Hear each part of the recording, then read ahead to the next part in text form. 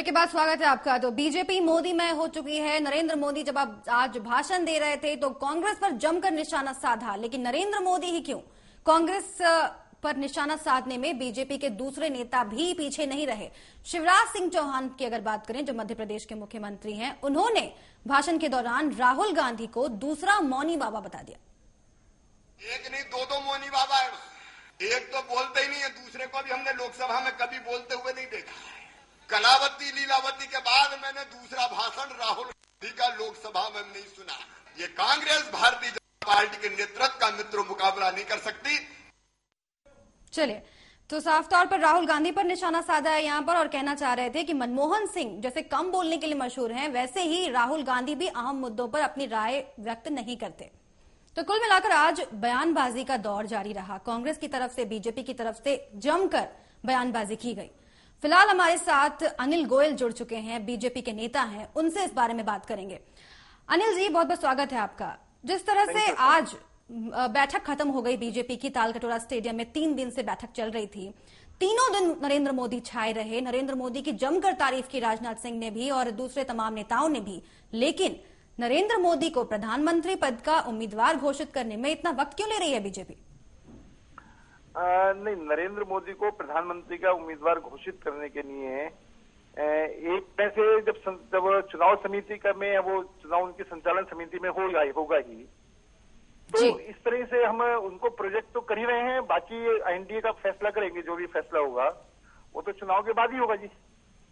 लेकिन अभी भाजपा में वो सबसे मतलब बड़े नेता है, उनके पीछे जनता है, जनता उनको चाह रही है, जनता उनको प्रधानमंत्री चाह रही है जी। बिल्कुल, देश की जनता उनको प्रधानमंत्री चाह रही है, तो भाजपा क्यों नहीं चाहेगी?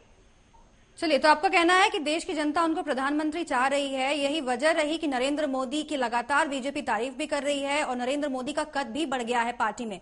लेकिन उनको प्रधानमंत्री पद का उम्मीदवार इस वक्त घोषित ना करना, कहीं ना कहीं इसके पीछे बीजेपी का डर तो नहीं है अनिल जी? क्योंकि जिस तरह से नरेंद्र मोदी को अगर घोषित करती है प्रधानमंत्री पद का उम्मीदवार, तो एनडीए टूट सकता है, जेडीयू जो है वो अलग हो सकता है। क्या ये डर है बीजेपी को?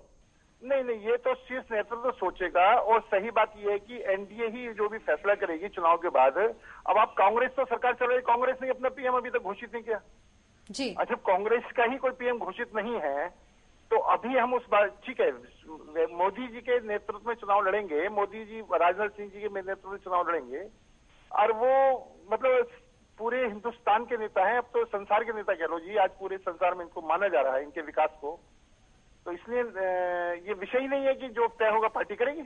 चलिए, तो अनिल जी, आज जमकर निशाना साधा है नरेंद्र मोदी ने कांग्रेस पर और उस परिवार पर जिसके इर्द गिर्द कांग्रेस की राजनीति घूमती है। उसके ठीक बाद जो कांग्रेस के नेता हैं वो बौखलाहट में नजर आए और बयान देते नजर आए। क्या ये उस परिवार के लिए डेडिकेटेड थे जिसके लिए कांग्रेस कहा जाता है ऐसा कि काम करती है? तभी ऐसा हुआ कि तमाम नेता कांग्रेस के एक के बाद एक मोदी को घेरते नजर आए।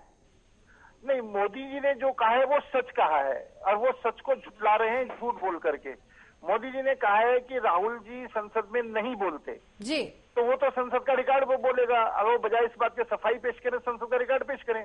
राहुल जी संसद में नहीं बोलते, मनमोहन सिंह जी बोलते नहीं, मौनी बाबा को राज्य चला रहे हैं, तो ऐसे कैसे काम चलेगा? और राहुल जी जब बोलते ही नहीं है, तो जो कहा है वो तथ्य के आधार पर सच कहा है, वो सच को झुटलाने की कोशिश कर रहे हैं कांग्रेस के नेता। चलिए, बहुत बहुत शुक्रिया आपका अनिल जी, हमसे जुड़ने के लिए और इस चर्चा के लिए। तो कुल मिलाकर आज बयानबाजी का दौर जारी रहा है।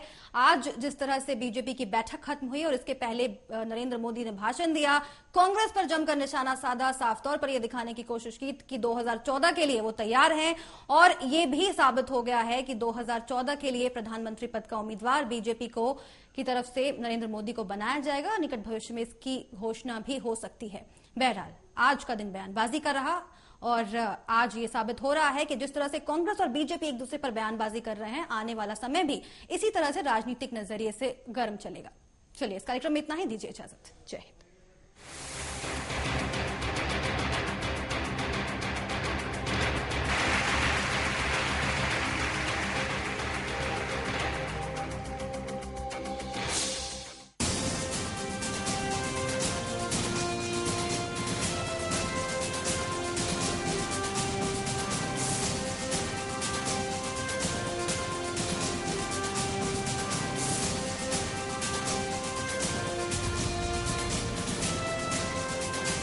आप देख रहे हैं सुदर्शन न्यूज।